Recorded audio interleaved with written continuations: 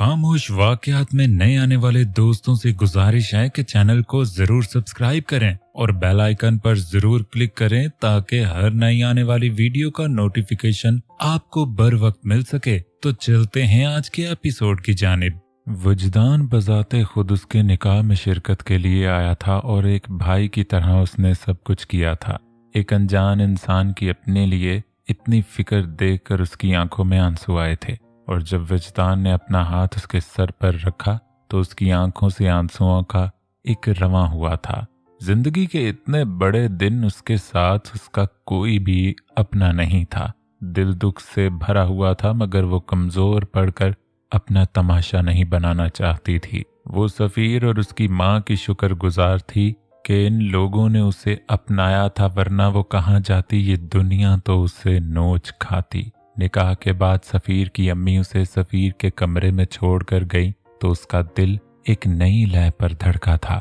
कल तक जो इंसान उसकी बहन का था आज वो उसका हो गया था। ये सोच आते ही सारे ख्वाब जमीन बोस होकर बिखर गए थे। उसने सोच लिया था वो इस रिश्ते को नहीं निभाएगी बल्कि अपनी बहन के वापस आने पर वो सफ़ीर और उसके बीच से निकल जाएगी।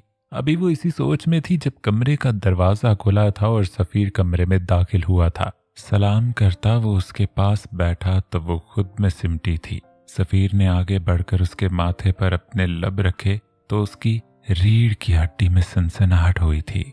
वो उसे रोकना चाहती थी मगर खुद में अब हिम्मत नहीं पा रही थी।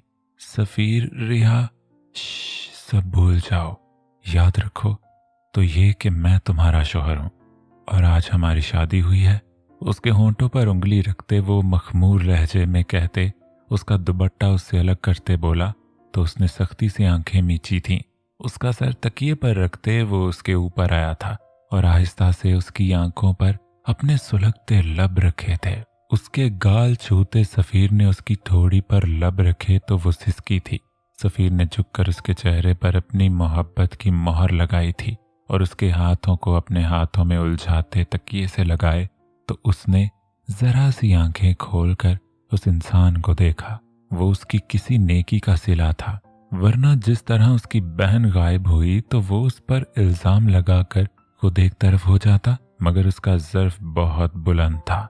वो हर कदम पर उसके साथ था और अब वो उसे एक ऐसे रुतबे पर फायज कर रहा था जिसका तसव्वुर तो कभी उसने किया ही नहीं था। उसकी गर्दन में झुकते वो उसकी खुशबू को खुद में उतार रहा था। सिदरा के लिए ये सब बहुत मुश्किल था। उसने घबरा कर उसका कंधा थामा था। उसकी शहरक पर लब रखते वो एक मदहोश सा अपनी शिद्दतें उस तक लुटाने लगा था और वो आंखें बंद किए उसका लम्स महसूस कर रही थी। ये दुनिया का सबसे खूबसूरत एहसास था कि कोई है जो उसे इस तरह चाह रहा है, प्यार कर रहा है, उसे एक इज्जत भरा मुकाम अपनी जिंदगी में दे रहा है। खुद सुपुर्दगी के आलम में उसने अपनी दोनों बाहें सफ़ीर के गिर्द बांधी और अपना चेहरा उसके सीने में छुपाया तो सफ़ीर ने उसे खुद में भींचा था और आहिस्ता से हाथ बढ़ाकर लाइट्स ऑफ कर गया। उसकी आंख खुली तो खुद को एक अजीब सी जगह पर पाया था। औरतों का शोर, चीखें, आवाज बखाल हुए तो उसने उस सजे सजाए कमरे की तरफ देखा। कल रात उसने पानी पिया था और पीते ही सो गई थी और अब उठी तो इस जगह उसे समझने में देर नहीं लगी थी। उसे इस कोठे पर लाया गया था। उसका डर सच साबित हुआ था। उसका शौहर उसे बेच चुका था। अपनी तलब पूरी होते ही वो उसका यहाँ सौदा कर गया था और अब उसके आगे सिर्फ खाई थी। पीछे का रास्ता वो अब चुनना चाहती भी नहीं थी। उसने इस सब को कबूल कर लिया था। वो इतने महीनों से मुफ्त में दूसरे आदमियों के साथ थी और अब यहाँ की बाई ने जब उसकी बोली लगाई तो रात के बाद उसकी झोली में पैसे डाले तो उसने हैरत से पैसों की जानिब देखा। ऐसे मत देख, तेरी मेहनत की कमाई है, जहाँ दिल चाहे खर्च करना। बाई की बात सुनकर उसकी आंखों में आंसू आए थे। दिल तो अब मर गया था, बस ये जिस्म जिंदा था। दूसरों की जरूरत पूरी करने को था जो सिर्फ वो अपना माजी सोचना नहीं चाहती थी। उसने इस नाम नेहाद मेहनत को दिल जमी से किया था और बहुत जल्द वो बाई जी खास लड़कियों में शामिल हो गई थी। महज 2 महीने वो एक शरीफ आदमी की बेटी से इस कोठे की मशहूर तवाइफ बन गई थी उसका दिल फटता था, वो खुद को नोचती थी, चीखती थी। और फिर उसका वक्त आया और एक आदमी का उस पर दिल आ गया। उस आदमी की औलाद हुई तो वो जैसे बिफर गया था। उसने इस बच्ची को अपनाने से मना कर दिया। वो इस आदमी से मोहब्बत करने लगी थी, जैसे खुद को संभालती। बाई ने उसे कंधा दिया, संभाला और उसे एक ऐसा ओहदा दिया कि एक वक्त आया जब इस कोठे पर सिर्फ उसका राज था। उसके हाथ के इशारे से लोग चलते थे। वो बाई बनी, माँ जबी बाई। 16 साल की उम्र में वो यहाँ आई थी। वो सबसे कम उम्र बाई थी किसी भी कोठे की। वो हसीन थी और 30-35 की होने के बावजूद वो 20 साल की लगती थी। उसके हुस्न के चर्चे चारों तरफ थे। एक रात के लिए वो लाखों रुपए समेटती थी और वो उसका खास था, बेहद खास, जिसने खुद को किंग का खिताब दिया था। वो इस दुनिया से लड़ने की सलाहियत रखता था। जो उसके दुश्मन थे वही इस किंग के दुश्मन थे। वो दोनों एक ही सांप के डसे हुए थे। अब वो वक्त दूर नहीं था जब वो दोनों इस आदमी की जिंदगी जहन्नुम कर देंगे। क्यों बेचैन हो रहा? वो कब से यूं ही टहल रही थी। तस्नीम बेगम ने उससे पूछा तो वो उनके पास आकर बैठी। अम्मी, क्या वजदान किसी से मोहब्बत करते थे? उसके यूं पूछने पर वो बुरी तरह चौंकी थी। ऐसा क्यों पूछ रही हो? खैरियत है बेटा? जी खैरियत है, बस यूं ही। वो उन्हें ये न बता सकी कि उसने वजदान की शर्ट से किसी के परफ्यूम की खुशबू सूंघी है। पागल, फालतू न सोचा कर, ऐसा कुछ नहीं है। वजदान सिर्फ तुझसे मोहब्बत करता है, अभी से नहीं, बहुत पहले से। उनकी बात पर वो बुरी तरह चौंकी थी। ऐसा कैसे मुमकिन था भला? वो उसी उधेड़पन में परेशान होती अपने कमरे में आ गई। कल जिस तरह वजदान ने उसे कहा और अब उसकी शर्ट से लड़की वाली खुशबू, उसका दिल बेहद दुख रहा था। कल वो उसका इंतजार कर रही थी जब वो आया, मगर बिना कुछ कहे वो स्टडी रूम में बंद हो गया और उसके कपड़ों से खुशबू। पूरा दिन वो सोचों में घुलती रही। आज वो पूरा दिन घर नहीं आया था। जब भी गुस्सा होते वो तस्नीम बेगम के सोने के बाद अपने कमरे में आ गई और कमरे में अंधेरा करके सो गई, क्योंकि कल तस्नीम बेगम को वापस जाना था। आधी रात उसकी आंख तस्नीम बेगम की आवाज सुनकर खुली थी। वजदान की जगह खाली देखकर उसका दिल एक बार फिर दुखा था। सबूर तस्नीम बेगम को लेने आया था। मैडम, सर के कुछ कपड़े दे दें, उन्हें जरूरी केस के सिलसिले में कहीं जाना है। सबूर की बात पर उसके माथे के बलों में इजाफा हुआ था, मगर बिना कुछ कहे चुपचाप वजदान के कपड़े लाकर उसे थमा दिए। पहले ही इस घर में दिल नहीं लगता था, अब तस्नीम बेगम भी जाने वाली हैं। जिंदगी अब एक बार फिर से अजाब हो जाएगी। ये सोचते ही उसकी आंखें नम हो गई थीं। तस्नीम बेगम को नम आंखों से अलविदा कहते वो अपने कमरे में आ गई और सोने लेट गई। माँ बाप, बहन से दूरी, और अब ये सब बहुत मुश्किल था उसका खुश रहना। जहाँ वो खुश रहने की कोशिश करती वहीं कुछ ना कुछ ऐसा हो जाता कि वो वापस से डिप्रेशन में चली जाती। उन्हीं सोचों में गुम वो नींद की वादियों में उतर गई थी। वीरान बियाबां जंगल के बीचों बीच उसकी नफरत चारों तरफ फैल चुकी थी। आज एक अहम मिशन के सिलसिले में उसे यहाँ आना पड़ा था। वो पूरी तैयारी के साथ दुश्मनों से करने वाले को तैयार बैठा था। उसका ध्यान सारा अपने दुश्मन की जानिब था। आहिस्ता से कदम बढ़ाते वो आगे हुआ और सामने बने उस कॉटेज की तरफ देखा। उसके इशारे पर सारी नफरी चारों तरफ फैली थी। उसने आहिस्ता से पीछे मुड़कर देखा, जहां से मास्क में मौजूद वो शख्स उसे इशारा करता वहां से निकला था, और इशारा मिलते ही वो कॉटेज एक जोरदार आवाज के साथ जमीन बोस हुआ था। ओह शिट, बॉस यहाँ इतना! फौरन से निकलो ये सब यहाँ से! वजदान की तेज आवाज पर वो सब चीखते वहां से निकले थे। सर, वो किंग अंदर ही है, वो अपने अंजाम को पहुंच गया है, तुम लोग निकलो यहाँ से। वजदान के तेज लहजे पर वो तेजी से वहां से निकले थे। वो घर में दाखिल हुआ तो घर में अंधेरे का राज था। तस्नीम बेगम के जाने से घर में एकदम सन्नाटा हो गया था। वो कमरे में आया तो कमरे में सन्नाटा था और वो गहरी नींद में बिस्तर पर नींद में गुम थी। वो फ्रेश होकर उसके पास आकर लेट गया। जानता था वो उससे बदगुमान हो रही है, मगर अभी सही वक्त नहीं आया था कि उसे सब सच बताया जाए।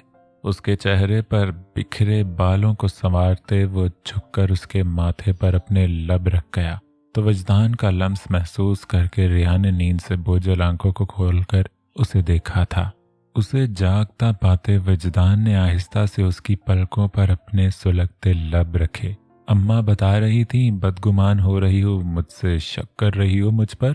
उसके यूं डायरेक्ट कहने पर वो शर्मिंदा होती करवट बदल गई तो वजदान ने मुस्कुराहट दबाते उसके गिर्द अपना हिसार बनाया और उसके कंधों पर अपनी ठोड़ी टिकाई थी। चलो ठीक है, बीवियां थोड़ी शकी होती हैं, मगर आपको किस लिए शक हुआ? हम तो गोडे गोडे आपके इश्क में डूबे हुए हैं। कुछ वक्त में किसी से इश्क नहीं होता। तड़क कर कहते उसने वजदान की गिरफ्त से निकलना चाहा तो वो अपना हिसार मजीद सख्त कर गया। अगर मैं ये कहूँ ये इश्क 2 दिन का नहीं बरसों का है तो? उसकी बात पर रिहा ने झटके से सर उठाकर उसे देखा था। फजूल बात मत करें, हमें मिले हुए कुछ हफ्ते ही हुए हैं। मेरा दिल रखने के लिए झूठ मत बोलें वजदान। उसके सीने पर हाथ मारते वो गुस्से से बोली तो उसका हाथ थाम कर अपने लबों से लगा गया। वक्त आने पर सब कुछ बताऊंगा, बस मेरा भरोसा रखो। और वो परफ्यूम की खुशबू सिदरा की थी। रुखसती के वक्त वो रोई थी तो उसे चुप करवाया था मैंने एक भाई की तरह।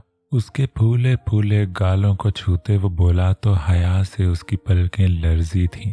और रही बात इस रिश्ते को आगे बढ़ाने की तो अभी कई राजों से पर्दा उठना बाकी है जो यकीनन तुम्हारे लिए काबिल कबूल नहीं होंगे। जब तक मैं इन राजों से पर्दा नहीं उठा देता मुझे वक्त दरकार है। मेरी ख्वाहिश है कि जब मैं तुम्हारे पास आऊं तो हमारे दरमियां कोई गलत फहमी ना हो, कोई अजियत, कोई तकलीफ ना हो। उसके चेहरे को थामे वो नरमी से बोला तो रिहा ने जरा सा उठकर उसके लबों को अपने लबों से छुआ तो उसके अमल से वजदान चौंका था। एक आतिश फिशां को भड़का रही हो, मुझे आपको महसूस करना है, इस रिश्ते को नाम देना है। वजदान जो माजी था मुझे उसके बारे में जानना, मुझे हाल में जीना है। मैं आपसे मोहब्बत करने लगी हूँ और यह बात मुझे कहने में कोई दिक्कत नहीं है। उसके गिर्द बाहों का हिसार बनाए वो उसके कानों में रस घोल रही थी। ऐसे करोगी तो बंदा बशर हूँ, बहक जाऊंगा। उसके कान में सरगोशी करते उसने रिहा की कान की लो को अपने लबों में दबाया था कि एक सिसकी सी उसके मुंह से निकली थी। वजदान ने गौर से उसकी आंखों में देखा था जहां सिर्फ और सिर्फ उसका अक्स नुमाया था। ये कागजात कैसे हैं? तलाक के कागजात हैं। मैं इस रिश्ते को खत्म करना चाहता हूँ। आप पागल हो गए हैं? पहले कम उम्री में निकाह और अब तलाक। क्यों हमारी बेटी की जिंदगी बर्बाद कर रहे हैं? बर्बाद नहीं, आबाद कर रहा हूँ। वो लोग ज्यादा अमीर हैं और पैसे भी ज्यादा देंगे, तो आप पैसों के लिए हमारी बच्ची का सौदा करेंगे? सौदा नहीं कर रहा, उसका मुस्तकबिल बना रहा हूँ। वो लोग कभी तलाक नहीं देंगे और बस मुझे नहीं पता कुछ भी करता ही क्या है। आखिर वो मेरी मत मारी गई थी जो शादी कर दी, मगर अब मुझे नसीहत हो गई है, अब ये तलाक होकर रहेगी, वरना निकाह की वैसे भी कोई अहमियत नहीं है और ना तुम हमारी बेटी को इस निकाह का बताओगी। अपने शौहर की बात पर वो बस उनका चेहरा देखकर रह गईं। वो उसके बाहों के हिसार के कैद में थी और वो उसको महसूस करता उसके एक एक नक्श को अपने लबों से छूकर मुअत्तर कर रहा था। मुझे नहीं पता क्यों, मगर ये आंखें मुझे इस दुनिया की सबसे खूबसूरत आंखें लगती हैं। उसकी आंखों पर अपने लब रखते वो आहिस्ता से बोला तो रिहा के चेहरे पर अलवही मुस्कुराहट ने डेरा जमाया था। मुझे लगता था मैं कभी शादी नहीं कर सकूंगा। मैं शादी से बहुत खाइफ था। अम्मा के बार बार कहने के बावजूद मुझे यकीन था कि मेरा सब्र रायगा नहीं जाएगा। उसकी पलकों को छूते वो सरगोशी में बोला तो रिहा ने नजरें उठाकर उसे देखा। क्या आप मुझे पहले से जानते हैं वजी? उसके कॉलर को मुट्ठी में जकड़ते उसने पूछा तो वजदान ने बगौर उसका चेहरा देखा। अगर मैं कहूँ हाँ तो मैं जानना चाहूंगी कि आप कब से मुझे जानते हैं? तो मैं कहूँगा बचपन से, जब से होश संभाला। सिर्फ एक काम किया है, तुमसे मोहब्बत करने का। उसकी बात पर अब के चौंकने की बारी उसकी थी। वजी, मैं वो इंसान हूँ रिहा जिससे निकाह में तुम उस वक्त बंधी थी जब तुम्हें खुद का भी होश नहीं था। महज 5 साल की उम्र में वो उसके सर पर धमाका कर गया था। उसने बेयकीनी से उसे एक झटके से देखा था। हाँ, यही सच है। निकाह के बाद मेरे बाबा का तबादला हो गया था और हम दूसरे शहर शिफ्ट हो गए। बाबा के अचानक इंतकाल के बाद हम वापस आए तो तुम लोग वहां नहीं थे। हमने सबसे मालूम करवाया, मगर तुम्हारा कुछ पता न चल सका। मैं एक अरसे तक तुम्हें ढूंढता रहा। मैं पुलिस फील्ड में भी इसीलिए आया ताकि तुम्हें ढूंढ सकूं। तब मेरे पास सफ़ीर केस लेकर आया, तुम्हारा नाम और फिर तुम्हारे बाबा का नाम सुनकर मैं चौंक उठा। जब मालूम करवाया तो तुम मेरी ही रिहा निकली। मैं तुम्हें ढूंढने निकला तो रास्ते में तुम मुझे मिल गई। मैं तुम्हें सच बताना चाहता था, मगर मैं जानता था तुम सच पर यकीन नहीं करोगी, और फिर तुम्हारी हिफाजत करना मेरे लिए बहुत ज़रूरी था। जब भी इतना बड़ा कदम मुझे उठाना पड़ा। अम्मा तो तुम्हें देखते ही पहचान गई थी, मगर मैंने उन्हें समझाया कि अभी तुम शायद इस हकीकत को बर्दाश्त न कर सको। मैं तुम्हें किसी भी किस्म की कोई तकलीफ नहीं देना चाहता था रिहा। उसकी बातों पर रिहा का दिमाग माजी में उलझा था। उसे अब समझ आया था कि उसके बाबा बार बार उसकी शादी के लिए जोर देते थे, क्यों बचपन में ही उसके रिश्ते होकर टूट जाते थे। वो उसके लिए अमीर से अमीर लड़के ढूंढते थे, और इस बात से उसने अक्सर अपनी अम्मा को परेशान देखा था। उसे अब सब समझ आ रहा था तो दिल किया चीखे। वो उसका निकाह पर निकाह करना चाहते थे। अगर वो अगवा ना होती, अगर उसकी सफ़ीर से शादी हो जाती तो वो जना जैसे अमल की मर्तकब होती। वो एक गुनाहों भरी जिंदगी गुजारती। ये सोच आते ही उसके रोंगटे खड़े हुए थे और वो वजदान के सीने से लगते फूट फूट कर रोती। जान, इसलिए नहीं बताया कि तुम यूं रो रो कर खुद को तकलीफ दो।